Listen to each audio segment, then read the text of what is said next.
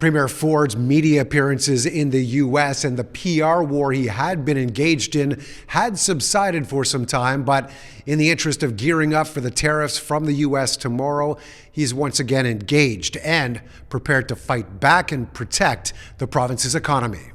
President Trump calls it Liberation Day. I call it Termination Day for possibly millions of Americans that are going to be terminated because of this trade deal. With U.S. President Donald Trump set to announce details for reciprocal tariffs on other countries in a move to make America wealthy again, Canadian leaders are bracing for impact. Premier Doug Ford has spent months trying to convince his American counterparts that tariffs on Canadian goods will hurt both countries.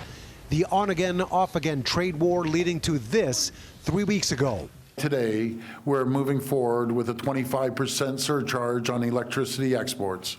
Trump then threatened to double tariffs on Canadian steel and aluminum before Ford stepped back again within 24 hours. I've agreed to suspend temporarily. Trump's plan to impose tariffs on auto imports led to confusion, but sparked Ford once again suggesting he would inflict pain on Americans. Despite multiple phone calls with U.S. Commerce Secretary Howard Lutnick, Ford claims he still isn't sure what's to come on Wednesday. What do you plan on doing at this point as a result of what's happening tomorrow? Well, we're going to find out what sort of tariffs, the game's finished now. Well, we hope. We're going to see the results, and then we're going to respond appropriately, and we're going to do everything we can to make sure it doesn't hurt Canadians.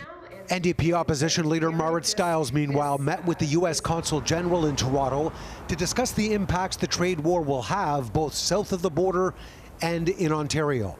I wanted the Consul General to know that Canadians are going to stand firm under these threats, and that I will always, and we will always, ensure that working people are put first.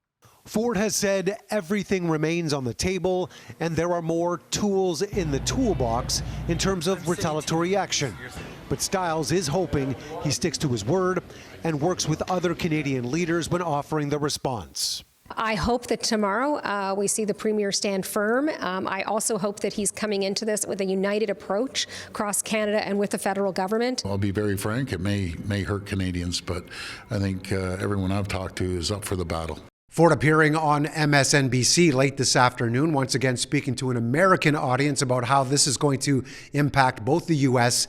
and Canada, however, not offering any specifics on how exactly Ontario or Canada will be responding when these tariffs are handed down tomorrow. Mark McAllister, City News.